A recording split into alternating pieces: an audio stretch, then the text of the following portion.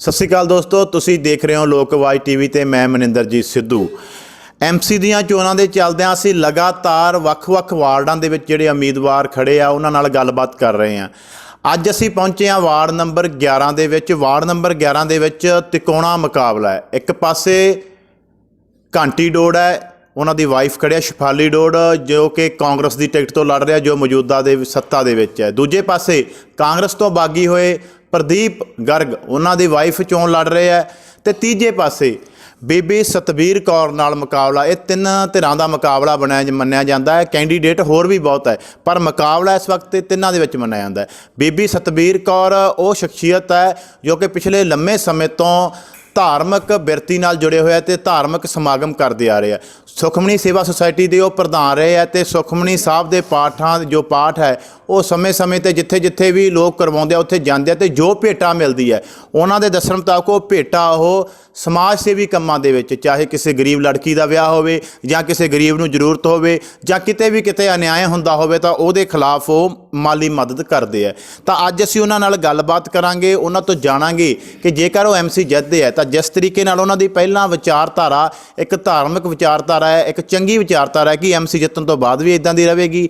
ਕੀ ਉਹਨਾਂ ਨੇ ਵਾਰਡ ਲਈ ਸੋਚਿਆ, ਕੀ ਉਹ ਪ੍ਰਾਪਤੀਆਂ ਕਰਨਗੇ। ਇੱਕ ਇੱਥੇ ਵੱਡੀ ਖਾਸ ਗੱਲ ਇਹ ਦੇਖਣ ਦੇ ਵਿੱਚ ਆ ਰਹੀ ਹੈ ਕਿ ਵਾਰਡ ਦੇ ਵਿੱਚ ਬੇਸ਼ੱਕ ਇਹ ਵਾਰਡ ਔਰਤ ਲਈ ਰਿਜ਼ਰਵ ਹੈ, ਪਰ ਔਰਤਾਂ ਦੇ ਨਾਂ 'ਤੇ ਜਿਸ ਤਰੀਕੇ ਨਾਲ ਪੰਜਾਬ ਵਿੱਚ ਹੁੰਦਾ ਹੈ, ਸਾਡੇ ਦੇਸ਼ ਵਿੱਚ ਵੀ ਹੁੰਦਾ ਕਿ ਬੇਸ਼ੱਕ ਔਰਤਾਂ ਨੂੰ ਸਿਰਫ ਮੋਹਰ ਵਜੋਂ ਵਰਤਿਆ ਜਾਂਦਾ ਹੈ, ਕੰਮ ਮਰਦ ਹੀ ਕਰਦੇ ਆ ਪਿੱਛੇ।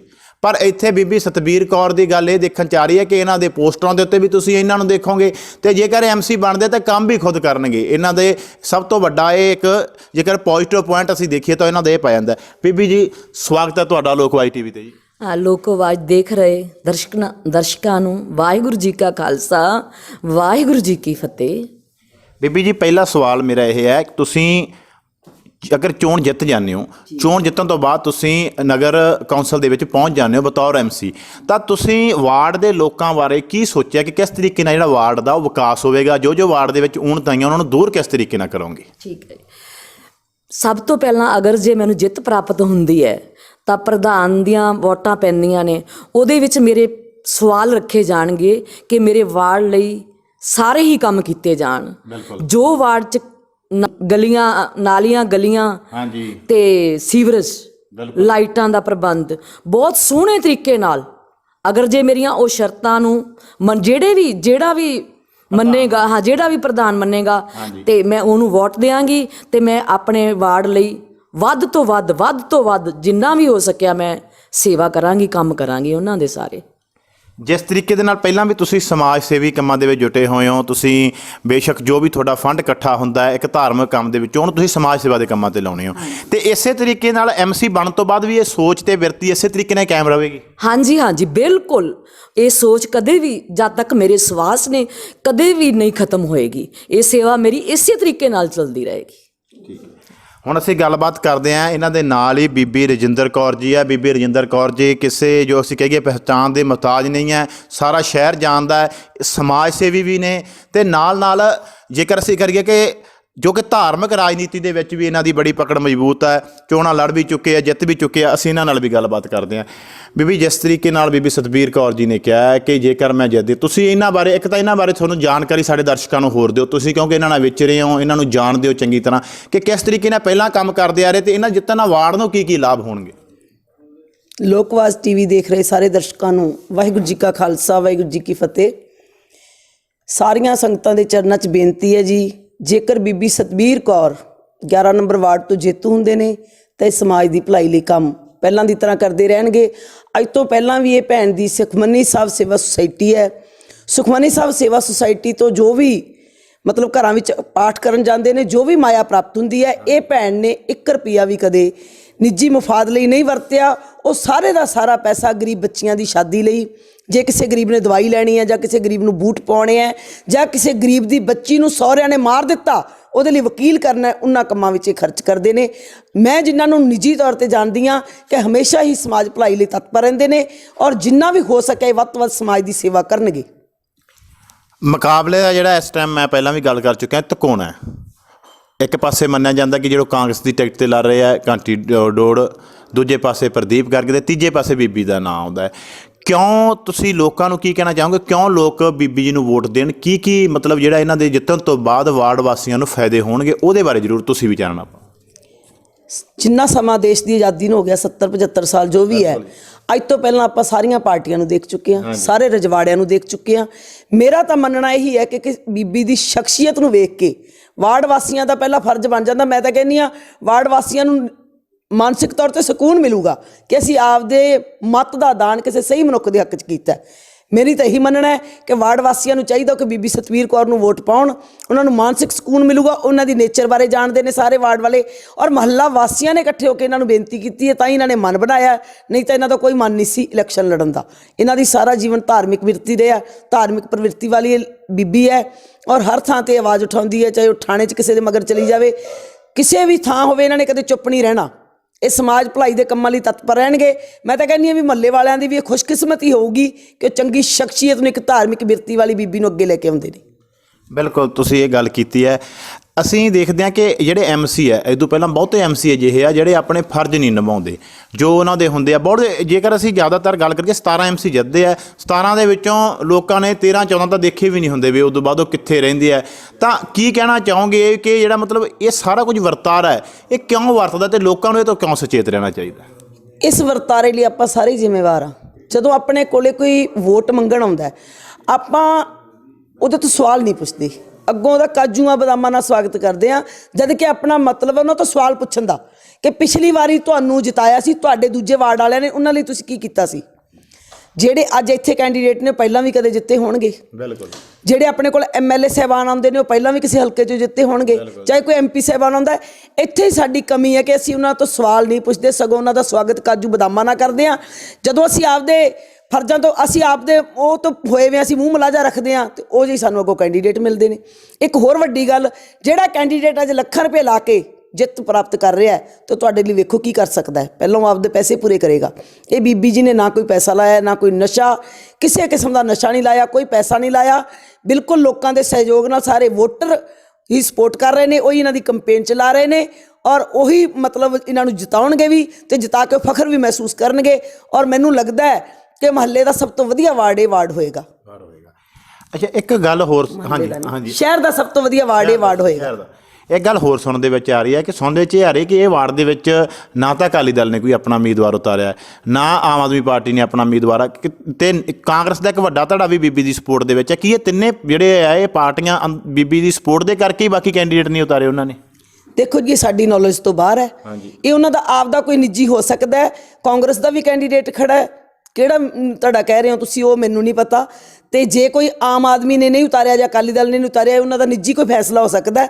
ਸਾਨੂੰ ਸਾਰੇ ਸਮਾਜ ਦੀ ਸਪੋਰਟ ਹੈ, ਇਸ ਬੀਬੀ ਨੂੰ ਸਾਰੇ ਸਮਾਜ ਦੀ ਸਪੋਰਟ ਹੈ। ਅਕਾਲੀ ਦਲ ਦਾ ਨਹੀਂ ਮੈਨੂੰ ਪਤਾ, ਨਾ ਮੈਨੂੰ ਝਾੜੂ ਵਾਲਿਆਂ ਦਾ ਪਤਾ ਹੈ, ਪਰ ਜੇ ਉਹ ਕਾਂਗਰਸ ਦੀ ਗੱਲ ਕਰਦੇ ਹੋ ਤਾਂ ਉਹਨਾਂ ਦਾ ਇੱਕ ਆਪਣਾ ਉਮੀਦਵਾਰ ਖੜਾ ਹੋਇਆ ਹੈ। ਉਮੀਦਵਾਰ ਤਾਂ ਉਹਨਾਂ ਦੇ ਦੋ ਖੜੇ ਆ ਜੀ। ਤੇ ਅੱਛਾ, ਇੱਕ ਗੱਲ ਇਹ ਵੀ ਤਾਂ ਹੋ ਸਕਦੀ ਹੈ ਕਿ ਇਹਨਾਂ ਦੀ ਸ਼ਖਸੀਅਤ ਨੂੰ ਦੇਖਦੇ ਹੋਏ ਉਹਨਾਂ ਨੇ ਜਿਹੜਾ ਉਮੀਦਵਾਰ ਨਾ ਖੜਨ ਦੇ ਕਰਨ ਦਾ ਫੈਸਲਾ ਲਿਆ ਹੋਵੇ। ਹੋ ਸਕਦਾ ਹੈ ਬੀਬੀ ਜੀ ਬੇਦਾਗ ਸ਼ਖਸੀਅਤ ਨੇ, ਧਾਰਮਿਕ ਪ੍ਰਵਿਰਤੀ ਵਾਲੇ ਨੇ, ਹੋ ਸਕਦਾ ਉਹਨਾਂ ਦੇ ਮਨ ਵਿੱਚ ਕੋਈ ਇਹੋ ਜਿਹੀ ਭਾਵਨਾ ਹੋਵੇ ਕਿ ਚੰਗੇ ਇਨਸਾਨ ਅੱਗੇ ਆ ਜਾਣ। ਪਰ ਮੈਂ ਨਹੀਂ ਮੰਨਦੀ, ਕਿਉਂਕਿ ਸਿਆਸੀ ਬੰਦਿਆਂ ਦੀਆਂ ਭਾਵਨਾਵਾਂ ਕੀ ਹੁੰਦੀਆਂ ਮੈਂ ਨਹੀਂ ਮੰਨਦੀ ਉਹਨਾਂ ਦੀ ਇਹ ਭਾਵਨਾ ਹੋਊਗੀ। ਪਰ ਇਹ ਉਹ ਜਾਣ ਸਕਦੇ ਨੇ ਕਿ ਉਹਨਾਂ ਨੂੰ ਕੈਂਡੀਡੇਟ ਨਹੀਂ ਮਿਲੇ ਜਾਂ ਕੀ ਕਾਰਨ ਰਿਹਾ ਹੋਵੇਗਾ, ਮੈਨੂੰ ਨਹੀਂ ਪਤਾ। ਬਿਲਕੁਲ। ਅੱਛਾ, ਜਿਸ ਤਰੀਕੇ ਦੇ ਨਾਲ ਇਹਨਾਂ ਨੇ ਵੀ ਗੱਲ ਕੀਤੀ ਕਿ ਜੇ ਮੈਂ ਵਾਰਡ ਦੇ ਵਿਕਾਸ ਲਈ, ਉੱਥੇ ਬੜੇ ਵੱਡੇ ਪੱਧਰ 'ਤੇ ਅਸੀਂ ਕਰਦੇ ਹਾਂ, ਨਗਰ ਕੌਂਸਲ ਦੇ ਵਿੱਚ ਘਪਲੇ ਵੀ ਹੁੰਦੇ ਆ। ਆਪਦੇ ਚਹੇਤਿਆਂ ਨੂੰ ਦੁਕਾਨਾਂ ਦੇ ਦਿੱਤੀਆਂ ਜਾਂਦੀਆਂ, ਚਹੇਤਿਆਂ ਨੂੰ ਟੈਂਡਰ ਦੇ ਦਿੱਤੇ ਜਾਂਦੇ ਆ। ਜੇ ਕੁਝ ਅਜਿਹਾ ਉੱਥੇ ਵਾਪਰਦਾ ਹੈ, ਬੀਬੀ ਜੀ ਉੱਥੇ ਮੌਜੂਦ ਹੁੰਦੇ ਆ ਜਦੋਂ ਵੀ ਉਹਦਾ ਸੈਸ਼ਨ ਬੈਠਦਾ, ਜਦੋਂ ਵੀ ਉਹ ਗੱਲਬਾਤ ਹੁੰਦੀ ਹੈ, ਤਾਂ ਇਹ ਕੀ ਉੱਥੇ ਜਿਹੜਾ ਲੋਕਾਂ ਦੇ ਹੱਕ ਦੀ ਆਵਾਜ਼ ਉਠਾਉਣਗੇ? ਬਿਲਕੁਲ ਉਠਾਉਣਗੇ। ਬੀਬੀ ਜੀ ਨੇ ਫੈਸਲਾ ਕੀਤਾ, ਜੇ ਮੈਂ ਜਿੱਤ ਜਾਂਦੀ ਹਾਂ, ਜਿਸ ਵਿਅਕਤੀ ਨੂੰ ਮੈਂ ਆਜ਼ਾਦ ਹਾਂ, ਜਿਸ ਵਿਅਕਤੀ ਨੂੰ ਮੈਂ ਵੇਖਣਾ ਵੀ ਮੇਰੇ ਕੋਲ ਅਪਰੋਚ ਕਰ ਰਹੇ ਨੇ ਪ੍ਰਧਾਨਗੀ ਲਈ, ਮੈਂ ਪ੍ਰਧਾਨਗੀ ਦੀ ਵੋਟ ਹੀ ਉਸ ਵਿਅਕਤੀ ਨੂੰ ਦੇਣੀ ਹੈ ਜਿਹੜਾ ਮੇਰੀਆਂ ਗੱਲਾਂ ਸੁਣੇਗਾ।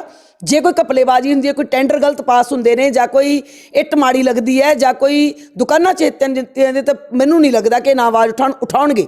ਕਿਉਂਕਿ ਮੈਂ ਇਹਨਾਂ ਨਾਲ ਜਿੰਨਾ ਕੁ ਵਿਚਰੀ ਹਾਂ, ਜੇ ਹੋਰ ਲੋਕਾਂ ਲਈ ਆਵਾਜ਼ ਉਠਾਉਂਦੇ ਨੇ ਤਾਂ ਹੁਣ ਕਿਉਂ ਨਾ ਉਠਾਉਣਗੇ। ਮੈਂ ਜ਼ਰੂਰ ਆਵਾਜ਼ ਉਠਾਵਾਂਗੀ, ਜ਼ਰੂਰ ਆਵਾਜ਼ ਉਠਾਵਾਂਗੀ ਉੱਤੇ। ਮੈਨੂੰ ਕੋਈ ਨਹੀਂ ਰੋਕੇਗਾ ਆਵਾਜ਼ ਉਠਾਉਣ ਤੋਂ। ਮੈਂ ਲੋਕਾਂ ਦੇ ਕੰਮ ਕਰਾਂਗੀ ਤੇ ਜੋ ਘਪਲਾ ਕਰਨਗੇ ਉਹਨਾਂ ਨੂੰ ਲੋਕਾਂ ਸਾਹਮਣੇ ਬੇਪਰਦ ਕਰੋਗੇ? ਬਿਲਕੁਲ ਬਿਲਕੁਲ ਕਰਾਂਗੀ, ਬਿਲਕੁਲ ਕਰਾਂਗੀ। ਬਿਲਕੁਲ, ਹਾਂ।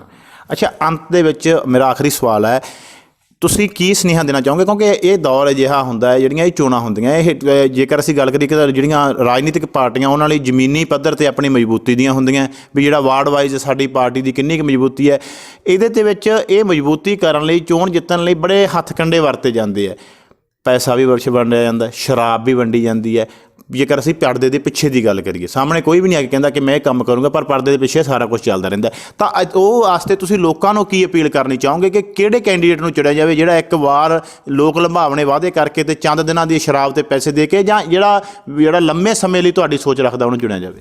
ਦੇਖੋ, ਆਪਾਂ ਜਦੋਂ ਦੀ ਆਜ਼ਾਦੀ ਹੋਈ ਹੈ ਵੋਟ ਤਾਂ ਪਾ ਹੀ ਰਹੇ ਹਾਂ, ਕਦੇ ਅਕਾਲੀਆਂ ਨੂੰ, ਕਦੇ ਕਾਂਗਰਸ ਵਾਲਿਆਂ ਨੂੰ, ਇੱਕ ਦੋ ਵਾਰ ਆਪਾਂ ਝਾੜੂ ਵਾਲਿਆਂ ਨੂੰ ਪਾਈ ਹੈ। ਠੀਕ ਹੈ, ਉਹਨਾਂ ਕੋਲ ਬਹੁਮਤ ਨਹੀਂ ਆਈ, ਆਪਾਂ ਉਹਨਾਂ ਨੂੰ ਪਰਖ ਨਹੀਂ ਸਕੇ। ਜੇ ਉਹਨਾਂ ਕੋਲ ਬਹੁਮਤ ਆਈ ਹੁੰਦੀ ਆਪਾਂ ਉਹਨਾਂ ਨੂੰ ਪਰਖ ਲੈਂਦੇ, ਪਰ ਦਿੱਲੀ ਦੇ ਲੋਕਾਂ ਨੇ ਉਹਨਾਂ ਨੂੰ ਪਰਖਿਆ।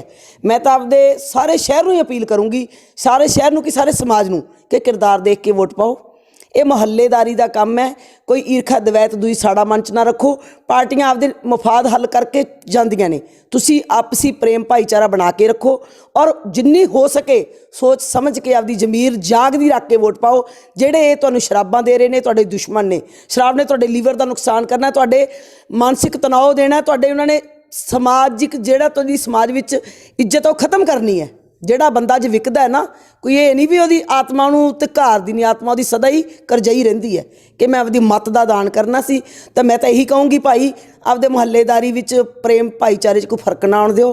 ਕੋਈ ਵੋਟਾਂ ਲਈ ਆਪਾਂ ਨੂੰ ਸ਼ਰਾਬ ਪੀਣ ਦੀ ਲੋੜ ਨਹੀਂ, ਕੋਈ ਪੈਸੇ ਲੈਣ ਦੀ ਲੋੜ ਨਹੀਂ। ਅਤੇ ਆਪਦੇ ਮੁਹੱਲੇ ਦਾ ਤੁਹਾਡਾ ਵਿਕਾਸ ਵੀ ਤਾਂ ਹੀ ਨਹੀਂ ਹੁੰਦਾ। ਮੁਹੱਲੇ 'ਚ ਜੇ 10% ਲੋਕ ਵੀ ਵਿਕ ਗਏ ਨਾ ਤਾਂ 90% ਦਾ ਵੱਟੇ ਹੀ ਕੁਛ ਨਹੀਂ ਜਾਂਦਾ। ਅਗਲਾ ਕਹਿੰਦਾ ਇੱਥੇ 10 ਲੱਖ ਲਾ ਕੇ ਜਿੱਤੇ ਆ। 10% ਵੀ ਵਿਕ ਜਾਂਦੇ ਆ ਨਾ, ਉਹ ਮਹੱਲੇ ਦੇ 90% ਲੋਕਾਂ ਦਾ ਵੀ ਅੱਗੋਂ ਮਤਲਬ ਵਿਕਾਸ ਰੋਕਦੇ ਆ ਉਹ ਲੋਕ।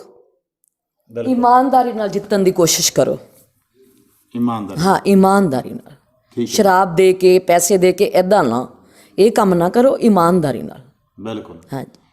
ਇੱਕ ਸਵਾਲ ਇੱਥੇ ਜਾਂਦੇ ਜਾਂਦੇ ਤੁਹਾਡੇ ਨਾਲ ਕਰਨਾ ਹੈ ਕਿ ਜੇਕਰ ਜਿਸ ਤਰੀਕੇ ਨਾਲ ਹੁੰਦਾ ਕਿ ਇਹ ਜਿਹੜੀਆਂ ਇਹ ਵੋਟਾਂ ਹੁੰਦੀਆਂ ਇਹ ਲੋਕਲ ਬਾਡੀਜ਼ ਹੁੰਦੀਆਂ ਅਤੇ ਸਰਕਾਰ ਹੀ ਕਰਵਾਉਂਦੀ ਹੁੰਦੀ ਹੈ, ਜਿਹੜਾ ਚੋਣ ਕਮਿਸ਼ਨ ਹੁੰਦਾ ਉਹ ਵੀ ਪੰਜਾਬ ਸਰਕਾਰ ਦਾ ਹੀ ਹੁੰਦਾ, ਤਾਂ ਇਹਦੇ 'ਤੇ ਜਿਹੜੀ ਪੁਲਿਸ ਲੱਗਣੀ ਹੁੰਦੀ ਹੈ ਉਹ ਵੀ ਪੰਜਾਬ ਪੁਲਿਸ ਹੀ ਲੱਗਣੀ ਹੁੰਦੀ ਹੈ। ਬੂਥ ਕੈਪਚਰਿੰਗ ਦਾ ਬੜਾ ਚੱਕਰ ਪੈਂਦਾ ਹੁੰਦਾ, ਕਿਉਂਕਿ ਕਬਜ਼ੇ ਨਾਲ ਇਹ ਵੋਟਾਂ ਨੂੰ ਲੁੱਟਣ ਦੀ ਬੜੀ ਸਰਕਾਰ ਦੀ ਪਲੈਨਿੰਗ ਹੁੰਦੀ ਹੈ। ਜੇਕਰ ਅਜਿਹਾ ਕੁਝ ਹੁੰਦਾ ਤਾਂ ਉਸ ਵਕਤ ਤੁਹਾਡੀ ਕੀ ਪਲੈਨਿੰਗ ਹੈ? ਦੇਖੋ ਜੀ, ਜੇ ਹੁਣ ਸਰਕਾਰ ਬੂਥ ਕੈਪਚਰਿੰਗ ਕਰਦੀ ਹੈ ਤਾਂ ਉਹਦੀ ਬਹੁਤ ਮਾੜੀ ਗੱਲ ਹੈ, ਕਿਉਂਕਿ ਅੱਗੋਂ 22 ਵਾਲੀਆਂ ਚੋਣਾਂ ਵੀ ਆਈਆਂ ਖੜੀਆਂ। ਲੋਕ ਕੋਈ ਬੇਵਕੂਫ ਨਹੀਂ ਹੈਗੇ, ਬੇਵਕੂਫ ਨਹੀਂ ਹੈਗੇ ਲੋਕ। ਜੇ ਕੋਈ ਇਹੋ ਜਿਹੀ ਸਰਕਾਰ ਹੈਗੀ ਤਾਂ ਮੂੰਹ ਤੋੜ ਜਵਾਬ 22 'ਚ ਦੇਣਗੇ ਉਹ। ਤੁਸੀਂ ਕੀ ਸਮਝਦੇ ਹੋ ਵੀ ਇੱਕ ਐਮਸੀ ਕੀ ਕਰ ਸਕਦਾ? ਇੱਕ ਸਧਾਰਨ ਬੀਬੀ ਕੀ ਕਰ ਸਕਦੀ ਹੈ? ਵੱਧ ਤੋਂ ਵੱਧ ਆਵਾਜ਼ ਉਠਾ ਸਕਦੀ ਹੈ, ਪ੍ਰੋਟੈਸਟ ਕਰ ਸਕਦੀ ਹੈ। ਜੇ ਸਰਕਾਰਾਂ ਇਹ ਕਰਨਗੀਆਂ ਤਾਂ ਉਹਨਾਂ ਲਈ ਆਪਦੇ ਉਹਨਾਂ ਦਾ ਕੰਡੇ ਬੀਜਣਗੇ ਆਪਦੇ ਲਈ। ਬਿਲਕੁਲ। 22 ਵਾਲੀਆਂ ਚੋਣਾਂ ਤਿਆਰ ਨੇ, ਲੋਕ ਕੋਈ ਮੂਰਖ ਨਹੀਂ। ਹੁਣ ਸਾਡੇ ਕੋਲ ਸੋਸ਼ਲ ਮੀਡੀਆ ਵੀ ਇੱਕ ਬਹੁਤ ਵੱਡਾ ਪਲੇਟਫਾਰਮ ਹੈ, ਉਦੋਂ ਹੀ ਨੰਗੀ ਹੋ ਜਾਂਦੀ ਗੱਲ। 1 ਸੈਕਿੰਡ ਨਹੀਂ ਲੱਗਦਾ, ਉਦੋਂ ਹੀ ਲਾਈਵ ਹੋ ਕੇ ਸਾਰੀ ਗੱਲ ਨੰਗੀ ਹੋ ਜਾਂਦੀ ਹੈ। ਫਿਰ ਉਹ ਆਪਦੇ ਲਈ ਕੰਡੇ ਬੀਜਣਗੀਆਂ। ਤੁਸੀਂ ਕਹਿੰਦੇ ਵੀ ਉਹ ਆਪਦੀ ਜ਼ਮੀਨ ਤਿਆਰ ਕਰਦੇ ਨੇ 22 ਲਈ। ਇਹ ਛੋਟੀਆਂ ਚੋਣਾਂ ਸਰਕਾਰ ਵੀ ਉਹਨਾਂ ਦੀ ਹੈ, ਪੁਲਿਸ ਵੀ ਉਹਨਾਂ ਦੀ, ਸਭ ਕੁਝ ਉਹਨਾਂ ਦਾ। ਜੇ ਬੂਥ ਕੈਪਚਰਿੰਗ ਵਰਗਾ ਘਿਨਾਉਣਾ ਕੰਮ ਕਰਨਗੇ, ਜੇ ਸਾਡਾ ਮਤਲਬ ਸੰਵਿਧਾਨਿਕ ਹੱਕ ਸਾਡੇ ਤੋਂ ਖੋਣਗੇ ਤਾਂ ਫਿਰ ਉਹ ਆਪਦੇ ਲਈ ਕੰਡੇ ਬੀਜਣਗੇ। ਲੋਕ ਫਿਰ ਜਵਾਬ ਦੇਣਗੇ 2022 'ਚ ਉਹਨਾਂ ਨੂੰ। 2022 'ਚ ਲੋਕ ਜਵਾਬ ਦੇਣਗੇ। ਬਹੁਤ ਬਹੁਤ ਧੰਨਵਾਦ ਜੀ। ਇਹ ਸਨ ਸਾਡੇ ਨਾਲ ਬੀਬੀ ਸਤਬੀਰ ਕੌਰ ਜੀ, ਜੋ ਕਿ ਵਾਰਡ ਨੰਬਰ 11 ਦੇ ਵਿੱਚ ਆਜ਼ਾਦ ਉਮੀਦਵਾਰ ਹੈ, ਅਤੇ ਨਾਲ ਹੀ ਬੀਬੀ ਰਜਿੰਦਰ ਕੌਰ ਜੀ, ਜਿਨ੍ਹਾਂ ਬਾਰੇ ਅਸੀਂ ਤੁਹਾਨੂੰ ਦੱਸ ਹੀ ਚੁੱਕੇ ਹਾਂ ਕਿ ਉਹ ਪਹਿਚਾਣ ਦੇ ਮੁਹਤਾਜ ਨਹੀਂ।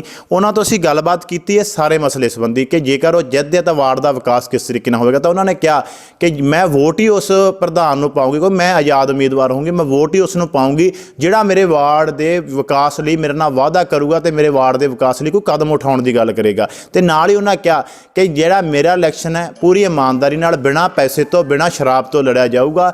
ਨਾ ਮੈਂ ਅੱਜ, ਕਿਉਂਕਿ ਉਹ ਖੁਦ ਧਾਰਮਿਕ ਬਿਰਤੀ ਵਾਲੇ ਨੇ ਤਾਂ ਇਹ ਸਪਸ਼ਟ ਉਹਨਾਂ ਨੇ ਕਰ ਦਿੱਤਾ, ਅਤੇ ਉਹਨਾਂ ਦੂਜਿਆਂ ਨੂੰ ਵੀ ਕਿਹਾ ਕਿ ਚੋਣ ਲੜਨੀ ਹੈ ਤਾਂ ਕੁਝ ਕੰਮਾਂ ਦੇ ਆਧਾਰ 'ਤੇ, ਤੱਥਾਂ ਦੇ ਆਧਾਰ 'ਤੇ ਲੜੀ ਜਾਵੇ, ਨਾ ਕਿ ਸ਼ਰਾਬ ਤੇ ਪੈਸੇ ਦੇ ਆਧਾਰ 'ਤੇ। ਕੈਮਰਾ ਪਰਸਨ ਸੁਖਵੀਰ ਦੇ ਨਾਲ ਮਨਿੰਦਰਜੀਤ ਸਿੱਧੂ, ਲੋਕਵਾਜ TV, ਜੈਤੋ।